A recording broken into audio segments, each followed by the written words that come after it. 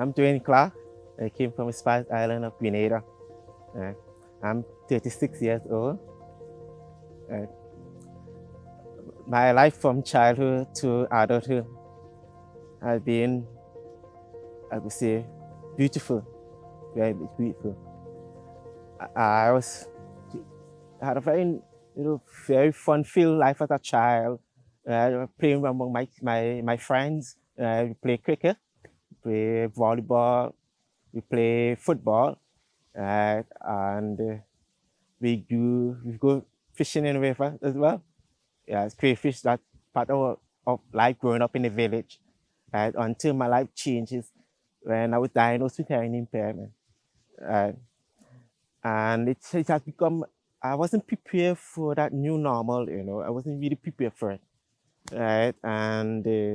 And also let's tell my friends that was very difficult at that time, right? And I was trying to help them to accept the fact that I couldn't hear well and how they can communicate with me. Right? But at that time, it was not very severe. It was just the beginning of it. I would come in insurance without hearing aid, right? And it was very good. It was very easy, and there was no challenge at that time. But I was diagnosed as hearing impaired at that time. So I went to secondary school and I started wearing hearing aid, right? And I was in a classroom with different students coming from different areas of the island, different backgrounds and whatnot. And and there was no accommodation at the time, right? There was no accommodation. It was very limited, and it wasn't something that actually up to prepare at that time. So, but while I was placed to sit in front, and I did remember having challenge until I challenge in receiving what's been said during the classroom, right? Until I got my hearing aid, right? I got a hearing aid. I recall that I got assistant for my classmate as well. Yeah, I got a lot of assistant, and and it was, I can say, the hardest journey, I can tell you, because I was bullied by other students as well. They don't understand what's like to be a deaf person. They don't understand it. It seems as I'm lonely there. What I'm trying to say is that I'm different from everybody. But at that time, I did not see that way. I didn't see that way. I saw myself just like everybody. Yeah, I remember that time in classroom when my teacher was calling the register. In school days, you usually call all your late registered. So basically, I was sitting in the back of the classroom. The normal I usually sit in the classroom. And my teacher was there. She was calling the register. She was calling my name actually. And I missed it. I didn't recognize. I wasn't hearing it. I wasn't hearing my name. I wasn't hearing my name. And I remember my classmate took me and said, "Your name is called." Oh, and I respond. So that was one instance. And another time again, the same thing, and over. And then my teacher informed my parents, and told them that she's thinking that I'm not hearing. Something, my hearing is not well, up to standard. You know what I'm saying, right? So I was taken to a hearing specialist. I remember him, Dr. Hay, and he tested my hearing, and the results came back, and he saw, yeah, there was deafness in there. I'm losing my hearing. Yeah, and I remember how I felt receiving that news. It, it was a very surprising, it's unexpected, a change that I'm going to accept. I'm going to go through, that process. It was very hard for me accepting that news. It was very hard because at that same time I felt a bit different from everybody. At that time, people seem to see deaf person as inability. In terms of doing things, in terms of being present in an environment with them. People see deaf person as having inability to do certain things. They want to relate deaf as dumb. You understand? When it's actually just hearing it is not well, deaf actually. Right? So just by that's where special need comes in. right? Special needs in terms of communication. How do you communicate with them for them to understand what is being said to them, right? That's where sign language came in. That's where lip reading came in, right? So that it shouldn't be that challenging. It's how you communicate with a deaf person. It's how you ensure that they understand what you asking of them, what you're saying to them, right? So that the message can come across for smooth relation, right? Now, the might is the frustration in the communication, the lack or lack of understanding, the lack of knowing how to communicate with them. So if a person, for example, a person don't know how to, is talking to a deaf person, and the person don't know how to communicate with a deaf person, they will actually frustrate, raise their voice, and all of that. No, that's not the right way to communicate. Is to understand how to communicate with them. But number one, lip reading, right? You pronounce words through your lips. Like say, hi, hello, how can I help you? Slowly speaking, right? So that the deaf person can understand what you're saying. It depends on visual, the eyes to read lips so they can understand. But in overall, generally, eyes is our source of receiving messages. That's where sign language comes in. So when you show a sign, right, the person look at the sign, the deaf person look at the sign and interpret what does the sign means. Every sign has a different meaning, right? So that's where we depend, deaf person depends on our eyes as a means of receiving the message in communication. So that's why I want to break that stigma, to understand that, to bring across that the deaf person needs the eyes to understand what you're saying, how you communicate with them. And it's not that difficult. Not difficult. There are some general easy signs, for example, come, very easy, not that difficult. Yeah. I first graduated from University of West Indies, Haverhill campus with a Bachelor of Science degree in Finance and Economics, right?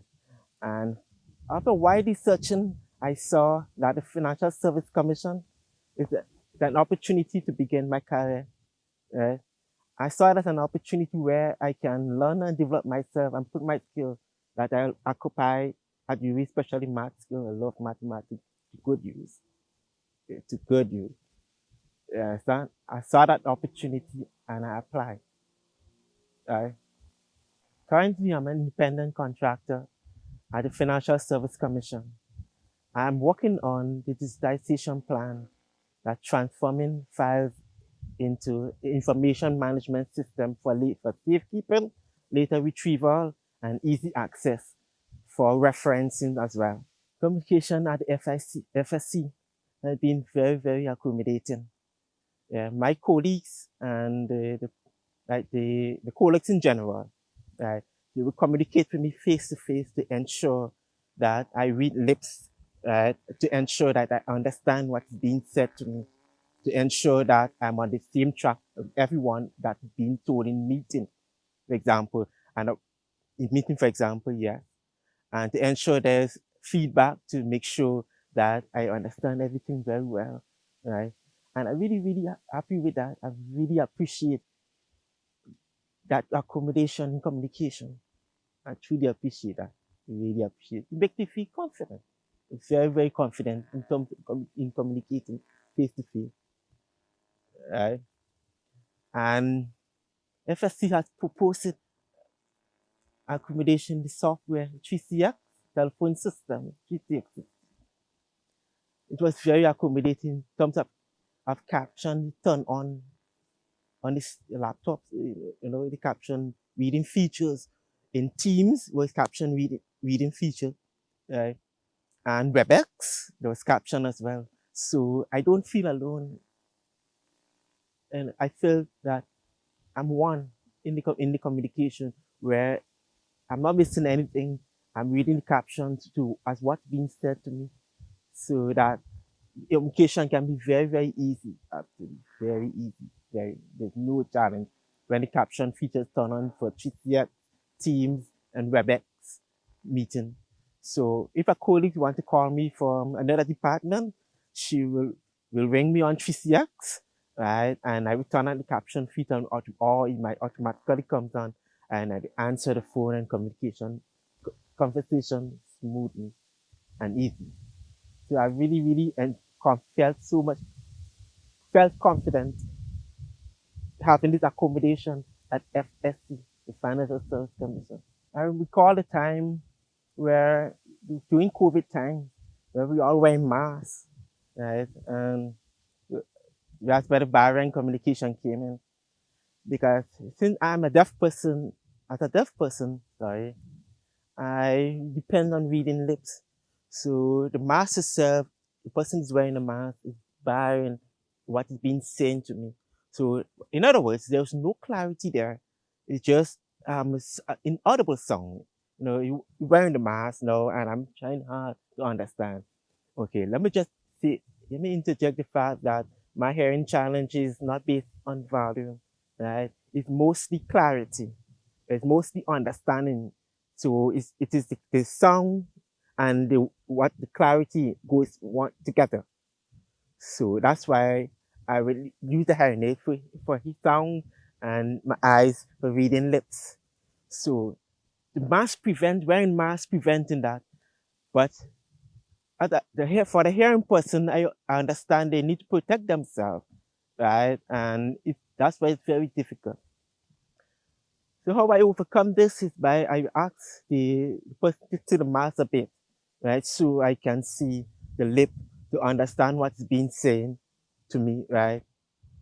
Where distancing was there, right? But the person have to encounter the risk of putting themselves in exposure to COVID. So I try another method. I allow the person to write down what's being said to me. For example, there was a time where I had to go to the doctor, right? And the doctor will not remove her mask. She will not remove her mask, no matter what, right? And I asked her to write down everything, break down the questions, so I can answer them one by one, right? So that communication become effective.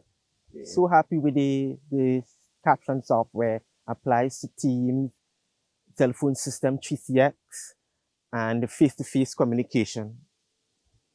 One more needing to be included sign language. Sign language itself is like another language. You know, it's the opportunity for everyone to study sign languages. Yeah, think about it. You know, you have language like French, Spanish, and German, but sign language itself is just another language. You understand? It's very easy to learn, right? And I am currently studying sign language myself, right? So once that incorporated in most general workplaces, so that brings the inclusiveness of deaf person and hearing person to where we can fit together, right? And we can work with each other smoothly with having the challenges, right? So sign language itself is a language that has to be learned. I would say a must. Okay, a must. The Financial Services Commission licenses, supervises, and regulates non-bank financial institutions operating in Barbados. My pension plan at work. My insurance and securities. My credit union. We are proactive. We monitor for compliance and we act in your best interests to prevent breaches of the Financial Services Commission Act. The Financial Services Commission, helping to promote a fair, safe, and stable financial system. Learn more about us at fsc.gov.bb. Hi, I am Dwain Clarke. You are watching FSC Speaks. My experience working at FSC as part of a team has been very, very good. Very, very good. For example, working with Miguel has been very good. He ensured that I understand what he's been saying to me. He speak to me face to face, right? He will slow down, he will pause, and then you also make sure I understand what is being said to me. Right? He would also write down so that I will not be left out. And OCR, same thing. OCR has been very, very helpful too. Right? He had been updating me with information that had been missing out. For example, if I wasn't present at a time of a meeting or call that came in, a new message, whatnot, he will update me Also, it will actually ensure that I understand some part of the task, right? You will show me some part of the task as well, but at the same time, we all helping one another, right? It was very simple, smoothly, no challenges. We collaborate. Very good. Yeah, very good in team play. We share, pass the ball, and we walk along with each other in harmony. Yeah, at the FSC. Most memorable moment working at the FSC is my interaction with Lisa Niles and Karen. Right? They saw my determination.